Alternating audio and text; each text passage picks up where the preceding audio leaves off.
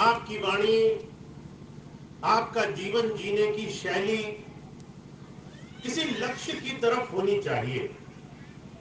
अगर रोज सुबह उठे, खाया पिया, सोए और ये निरंतर लगातार वर्षों वर्षों करते रहे पर किसी दिशा की तरफ नहीं बढ़े, तो अपने जीवन में लाख कोशिश करने के बाद भी इस जीवन में हम सिर्फ एक धुरी के, सिर्फ एक गोल चक्कर में लगातार चक्कर लगाते रहे।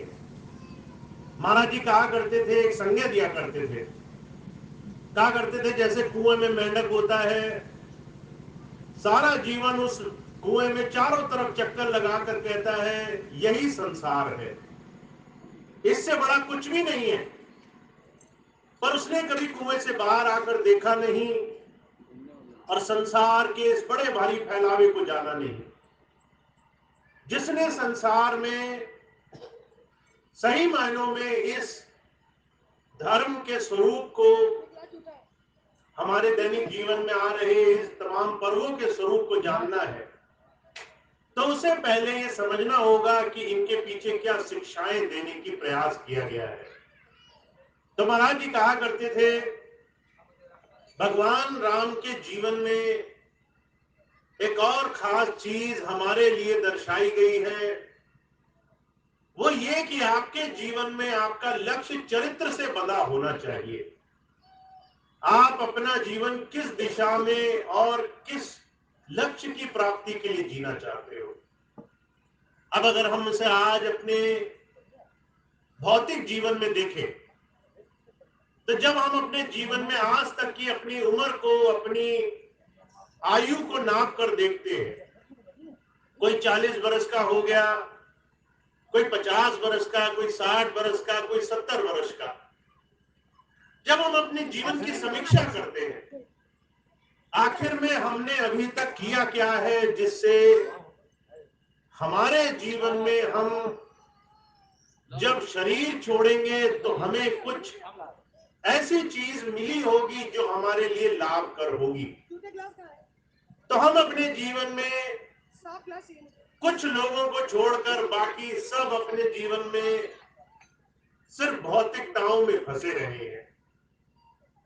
महाराज जी एक मिसाल फरमाया करते थे, सिकंदर बादशाह हुआ, उसके मन में ये ख्याल आ गया कि अगर मैं विश्व विजयी बन गया, अगर मेरे पास दुनिया की सारी दौलत हो गई और सारे लोग मेरे गुलाम हो गए, मेरे नीचे हो गए, तो मेरे को बहुत सुख मिलेगा।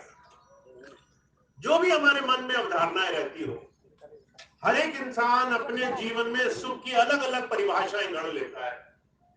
बच्चे मिलेंगे तो सुख मिल जाएगा, बच्चे पढ़ लिख करके अफसर बन जाएंगे तो सुख मिल जाएगा, अच्छा मकान बन जाएगा तो सुख मिल जाएगा, बहुत पैसा होगा बैंक में तब सुख मिल जाएगा। हर एक तरह से इंसान ने अपने जीवन में, अपने दैनिक दिनचर्या में सुख की एक परिभाषा गढ़ रखी है। पर महाराज जी कहा करते थे, अनगिनत लोग इस सुख की परिभाषा के पीछे दौड़ लगा रहे हैं, 24 घंटे दौड़ में वो लगे हुए हैं। सिकंदर ने भी एक परिभाषा गढ़ी थी विश्व विजयी होने की। अगर मैं विश्व विजयी हो गया तो मेरे जीवन में मुझे सुख मिलेगा। जब वो सारी दुनिया जीतता जीतता हिंदुस्तान की तरफ आ रहा था, तो एक फकीर मिले, उन्होंने कहा एक काम करो, तुम तो बादशाह हो, तुम्हारे तो हजारों लोग कर्मचारी हैं, हर एक चीज का ध्यान रखते हैं, तुम्हारे यहां से तो कुछ भी चोरी नहीं हो सकता। मेरी अगर छोटी सी चीज तुम संभाल कर रखो, और जब कभी बाद में मरने के बाद उस धर्मराज के यहां तुम मुझे मिलो तो मेरी चीज लौटा देना। एक सुई दी और राजा को विनती करी कि ये सुई मुझे तुम्हें बाद में लौटानी है। बादशाह ने बात सुनी और हंसने लगा, कहने लगा वैसे तो तुम महात्मा मालूम पड़ते हो, पर बड़े ना समझ हो। एक आदमी अगर शरीर छोड़ दे तो उसके पास कौन सी चीज रह जाएगी? मरने के बाद शरीर के साथ जुड़ी हुई हर एक चीज का नाश हो जाता है। आपका शरीर है वो भी ले लिया गया, आपकी संपत्ति, आपकी दुनिया की तमाम वस्तुएं वो भी यही की यही रह गई। राजा बहुत हंसा, कहने लगा, महात्मा हो पर नादान हो, मरने के बाद कुछ साथ नहीं जाता। जब ये बात कही तो वो महापुरुष थे, कहने लगे, तुझे मेरी एक सुई पर इतना अभिमान हो रहा है कि मैं इसको लेकर के नादानी कर रहा हूं, और तू सारी दुनिया की जो दौलत इकट्ठी कर रहा है कि ये तेरे जीवन में सबसे बड़ी धरोहर है, ये कितनी बड़ी नादानी हुई। ये बात जब सिकंदर ने सुनी तब उसे होश आया। हुजूर कहा करते थे, हमारे और आपके जीवन में हमें अपने जीवन की समीक्षा जरूर करनी चाहिए। हम 60 बरस के हो गए, 70 बरस के हो गए, और कितना ज्यादा जीवन लिखा है सामने, और इस जीवन में हम कैसा क्या कर रहे हैं जो हमारे लिए काम आने वाला है। इसीलिए ये पर्व जो होते हैं ये हमें रास्ता दिखाने के लिए आते हैं। भगवान राम का जो चरित्र है वो कर्म योग की तरफ जुड़ने का चरित्र है। हम कर्म कांड से बचे और कर्म योग की तरफ अपना जीवन जोड़े। आपने अगर रोज पूजा करी और वो पूजा आपके शरीर से जुड़ करके शरीर तक ही निहित रह गई, तो उसका लाभ आपको जीवन जीवन में जीते जी तो मिलेगा, पर मरने के बाद उस भौतिक देह की भौतिक पूजा का लाभ आपको नहीं मिल पाएगा। अगर आपने यज्ञ हवन किए, व्रत किए, तो शरीर तो स्वस्थ होगा, शरीर की बीमारियां तो घटेंगी, शरीर में संयम तो आएगा, पर ये शीत शरीर की सीमाओं तक बंधा हुआ है। आपने 9 दिन व्रत रखा, बहुत अच्छा किया, पर अगर आपने संकल्प लेकर के कर्म को योग नहीं बनाया, अगर अंदर नहीं जुड़े, अगर भगवान राम के उस चरित्र की परिभाषा को नहीं समझा, मर्यादा को सार बनाकर अगर आपने जीवन में जुड़ने के काम में अपना जीवन नहीं जोड़ा है, तो आपके जितने भी प्रयास हैं वो कुछ सीमाओं के बाद निष्फल हो जाएंगे। इसलिए हुजूर कहा करते थे, जितने भी लोग विवेकी हैं, जानकार हैं, उन्हें जुड़ने के लिए अपने जीवन में संयम करना चाहिए। आपका हर रोज 2 तरह की जिम्मेदारियों में बंधा हुआ है। कुछ दायित्व ऐसे हैं जिन्हें करना बहुत जरूरी है।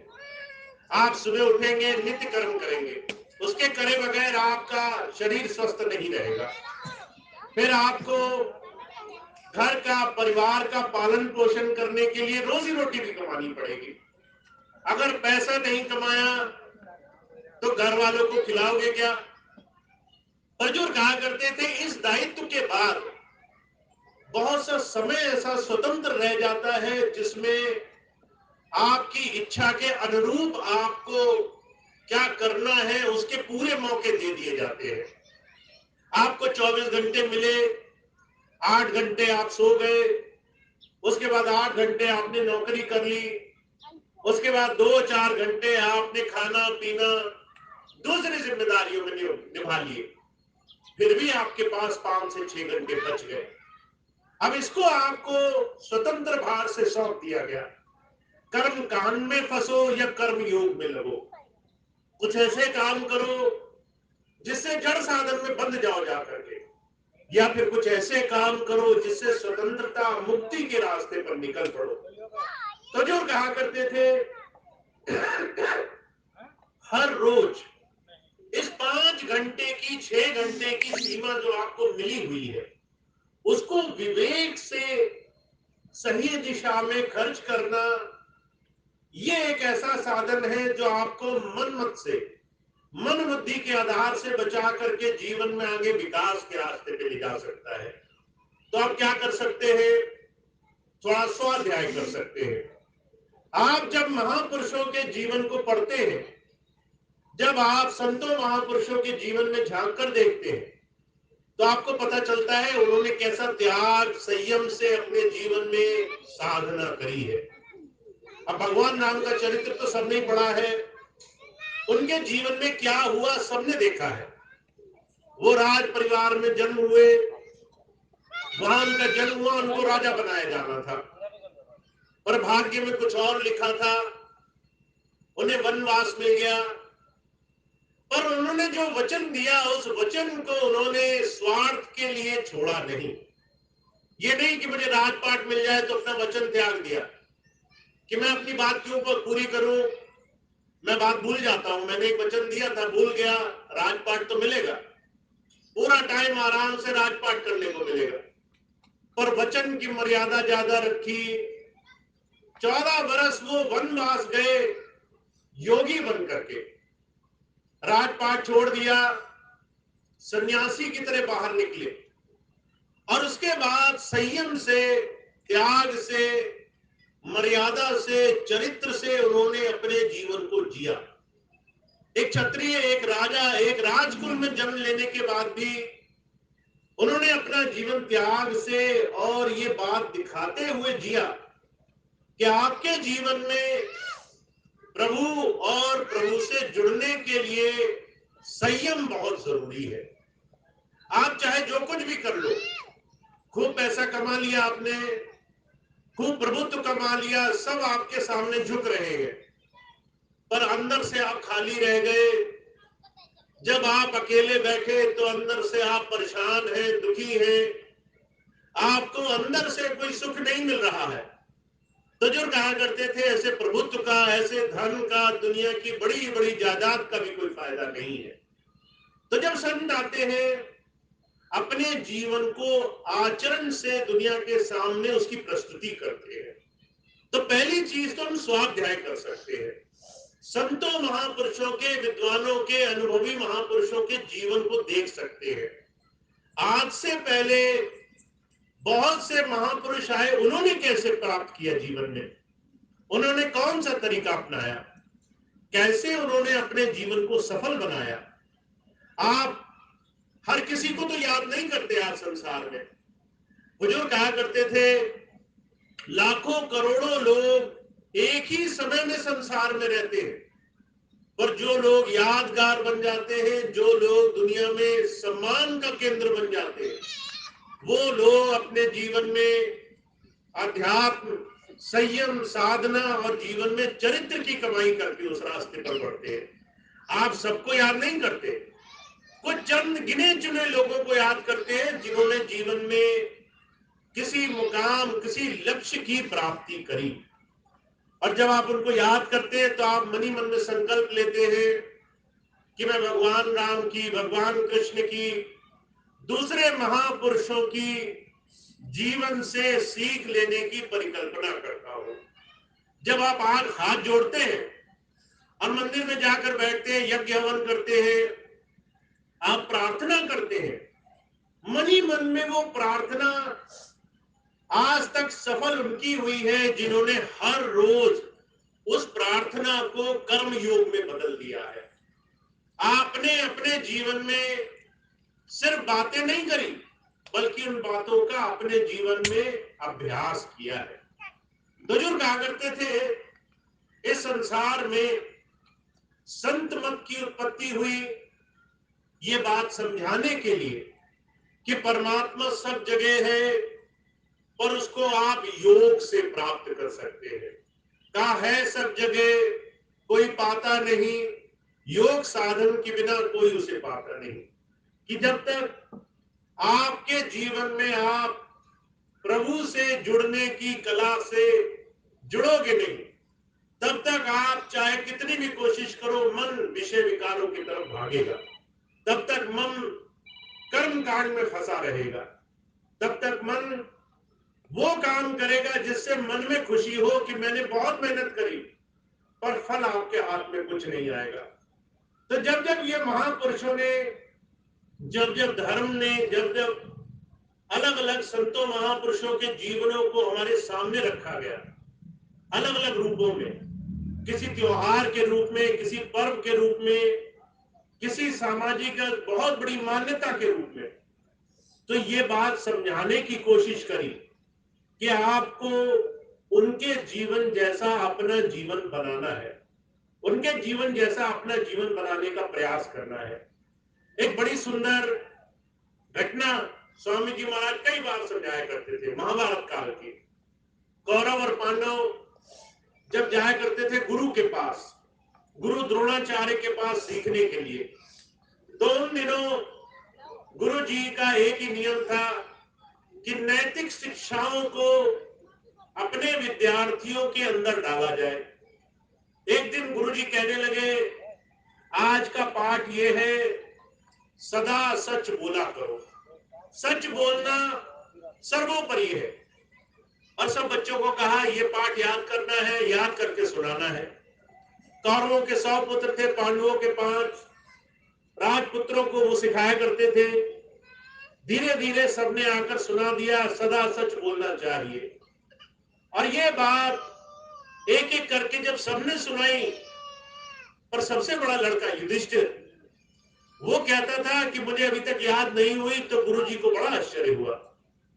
गुरुजी ने आखिरी दिन युधिष्ठिर से पूछा, इतने दिन हो गए, एक जरा सी बात तुम्हें याद करनी थी नैतिक शिक्षा के रूप में, और तुम हो कि तुम उसको याद ही नहीं कर पा रहे हो।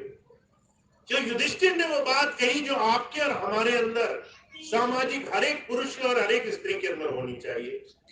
युधिष्ठिर कहने लगे कि गुरुजी सदा सच बोला करो, ये लाइन याद करने में तो मुझे देर नहीं लगी, पर जैसे ही मैं बोलता था सदा सच बोला करो, तो मन में से आवाज आती थी कि क्या मैं सच बोलता हूं, क्या मैं सच बोलने के लिए अभी पूरी तरह तैयार हूं। तो हमेशा मन से होता था कि कभी तो तुम झूठ बोल देते हो, कभी मन में झूठ आ जाता है, कभी मन में भाव आ जाता है, अरे झूठ बोलने से क्या हो जाएगा। हर बार जब जब ये ख्याल आया तो मुझे लगा अभी मैं तैयार नहीं हूं, मैं पूरी कोशिश में लगा हूं आपकी ये बात जीवन में उतार लो। ये बात गुरुजी ने सुनी तो बहुत खुश हुए। अर्जुन कहा करते थे, इतिहास गवाह है, महाभारत काल में जहां धर्म युद्ध हुआ, जहां तरह तरह के पैतरे इस्तेमाल किए गए, युधिष्ठिर को उसकी सच्चाई के लिए माना गया, उसके सत्य वचन के लिए माना गया। तो जो कहा करते थे, कहने को संसार में शिक्षाओं की कमी नहीं है। आप पूजा पाठ के हजारों तरीके ढूंढ लोगे, आप यहां से शहर तक जाओगे 100 मंदिर बीच में पड़ेंगे, पर जो कहा करते थे, परमात्मा किसी को दर्शन नहीं दे रहा, किसी के अंदर प्रभु की तरफ चलने के लिए रास्ता नहीं है। इसका मतलब पूजा स्थलों की कमी नहीं है, हमारे घरों में मंदिरों की स्थापना की कमी नहीं है, हमारे अंदर धर्म पुस्तकों या फिर अलग अलग तरीके से उस ईष्ट के स्वरूप को पूजने के लिए भी कोई कमी नहीं है। कमी है तो आचरण की। हम कैसे सही मायनों में जीवन में कर्म को सिर्फ बाहरी मन को खुश करने का साधन न बना ले। इसलिए महाराज जी एक बात कहा करते थे, वो मैं आपके सामने रखता हूं। महाराज जी अपने जीवन की मिसाल फरमाया करते थे। एक बार कोई गया महाराज जी के पास, जा करके महाराज जी के पैरों को छूने लगा कि महाराज जी आशीर्वाद दो। तो महाराज जी कहने लगे कि भाई पैरों में क्या है, तुम झुकोगे और तुम्हारे मन में ये कामना होगी कि मुझे आशीर्वाद मिलेगा, पर संतों महापुरुषों का आशीर्वाद तो हमेशा मिलता है। तुम अगर उनके चरणों में झुके पर तुमने उनकी बात नहीं मानी तो ये बात तो अधूरी रह गई। पर अगर तुमने उनकी आंखों में देखा और तुम्हारे मन में ये प्रश्न उठा कि अभी तो मैं गुरु जी की बात पर नहीं चल रहा, और मन में संकल्प आ गया कि मैं आज गुरु जी की बात जरूर पूरी करूंगा, आज मैं आंख मूंद करके साधना पे जरूर बैठूंगा, आज मैं नैतिक रूप में जीवन में एक अच्छा मनुष्य बनने का प्रयास करूंगा, आज मैं शुभ कर्मों पर जोर दूंगा, आज मैं दूसरों को दुख नहीं दूं, ऐसे कर्म करूंगा, तो आपके लिए गुरु के पास आना सफल हो गया।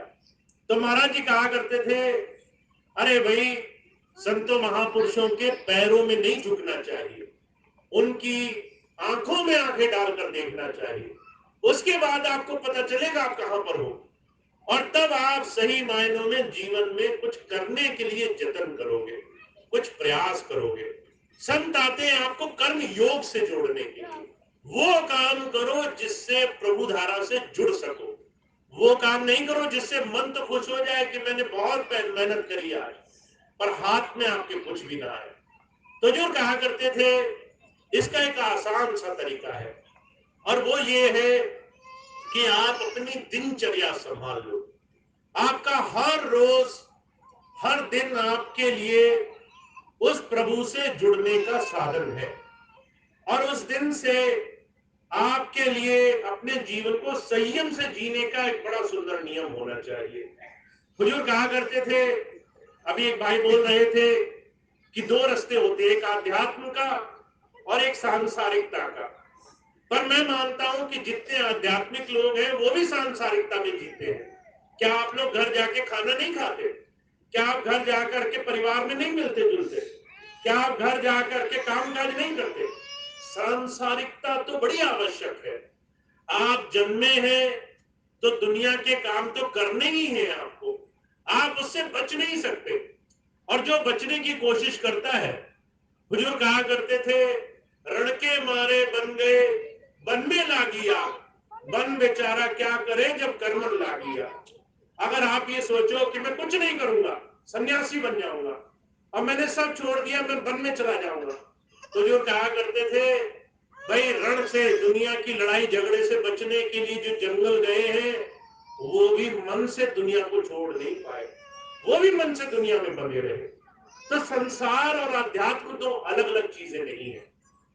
आप संसार में अपनी सारी जिम्मेदारी निभाओगे, ये तो एक बहुत बड़ा प्रारब्ध है जिसको आपको करना ही है, आप इससे बच नहीं सकते।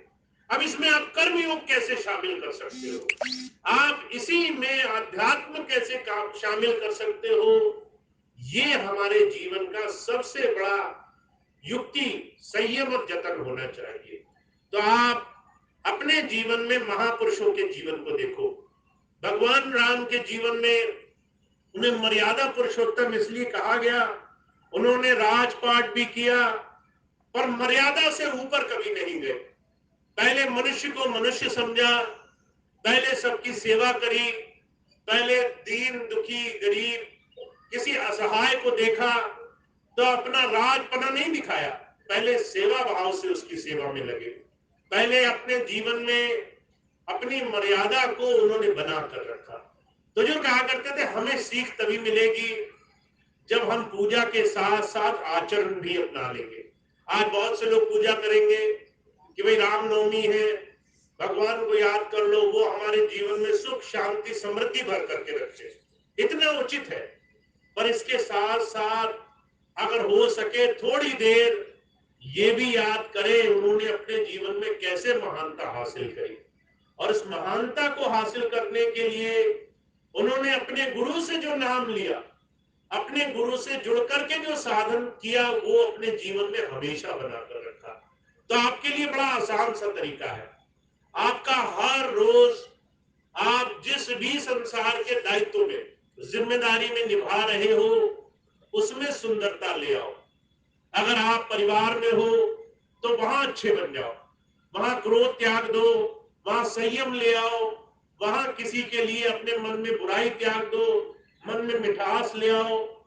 अगर आप कारोबार में लगे हो तो खूब कारोबार करो, परमात्मा करे आपको बहुत कुछ मिले, और इतना मिले कि आपको लगे कि ये तो बहुत ज्यादा हो गया, अब इससे कम मिल जाना चाहिए था।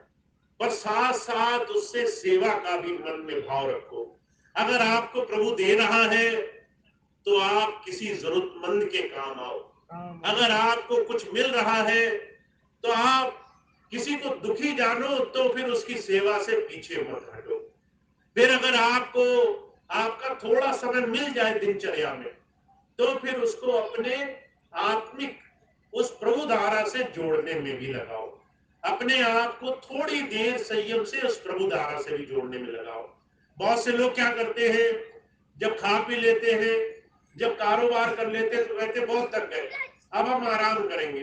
कभी टीवी के सामने घंटों बैठे रहेंगे, कभी फोन के सामने घंटों बैठे रहेंगे, कहते हम बहुत थक गए हैं, आज आराम के लिए बाकी कर दे रहे।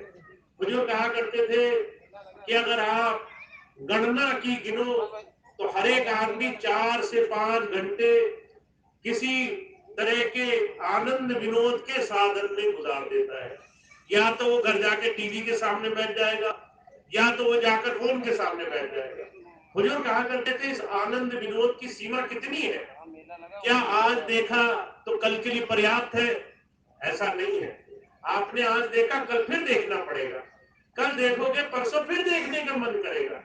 बुजुर्ग कहा करते थे दुनिया के जो आनंद विनोद है, इसको अगर थोड़ा सा कम कर सको और एक आधा घंटा बचा लो और उसमें अगर उस प्रभु नाम का सिमरन कर लो तो तुम्हारे जीवन में सारे काम बनने लग जाएंगे, तुम्हारे स्वार्थ भी बन जाएंगे, तुम्हारा परमार्थ भी बन जाएगा। महाराज जी के पास एक भाई आया, कहने लगा महाराज मेरे पास तो टाइम ही नहीं बचता है, ध्यान कब करो? महाराज जी कहने लगे भाई सोने में से 1 घंटा चुरा लो, 8 घंटे सोते हो 7 घंटे सो जाया करो, कम नहीं रहेगा तुम्हें, पर तुम्हारा 1 घंटा बच जाएगा।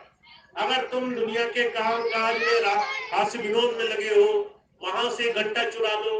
समय बचाना पड़ता है, समय किसी के पास बचता नहीं है। अगर आज आपसे कह दिया जाए कि आपके घर में लूट पड़ गई है, आप 1000 काम सामने पड़े हो छोड़ करके पहले घर की तरफ भागोगे।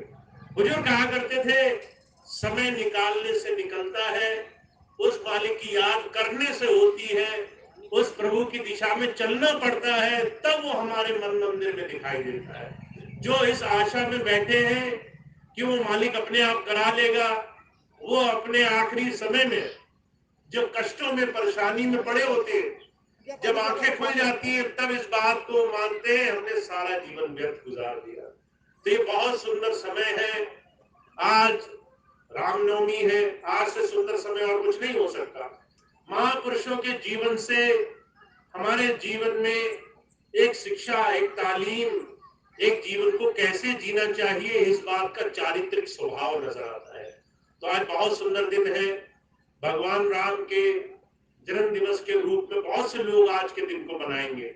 आप बहुत हर्षोल्लास से इसे मनाओ, खूब पूजा करो, खूब प्रसाद बांटो, पर साथ साथ उनके जीवन को अपने जीवन में उतार भी लो, उनके जीवन की शिक्षाओं को अपने जीवन में भी ले आओ।